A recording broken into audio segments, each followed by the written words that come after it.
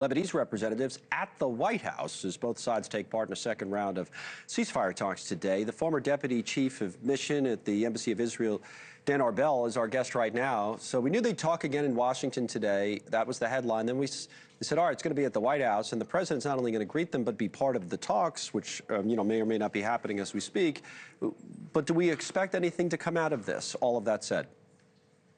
Look, this is historic, no doubt, and it's important. And there's a moment of opportunity that everybody recognizes. But at the end of the day, Connell, we need an effort on the ground to disarm Hezbollah, to eliminate their weapons and ammunition. And one way is to stop disrupting the connection between Iran and Hezbollah. But on the other hand, you need a sustained effort in Lebanon. Right. And with all these fanfare and talks, that's not enough. What does a sustained effort look like in Lebanon? What's not happening? What more could the government there be doing? So the government needs to empower and to instruct the military, the Lebanese Armed Forces, the LAF, to go according to the plan that the government devised, from house to house, from base to base, from cache and ammunition storage facilities to other facilities, and to do it across the country. And you need to stand up to Hezbollah. Hezbollah is not going to go willingly to do so.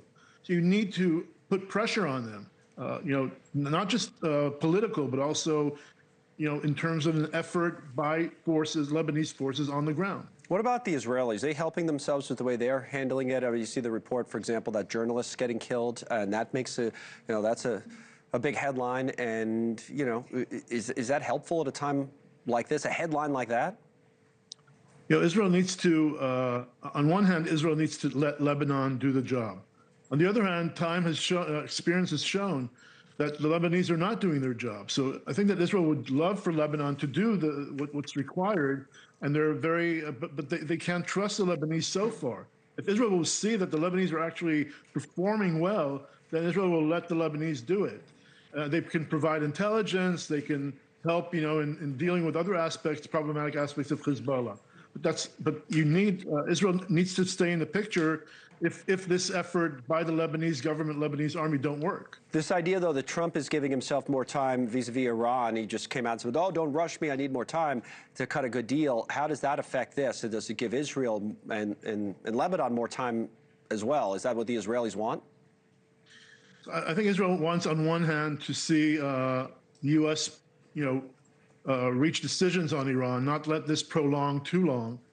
And on the other hand, in Lebanon, Israel is hoping that, if efforts on the ground don't work, that Israel can, resume its fighting and its effort to, to bring Hezbollah to a even weaker position.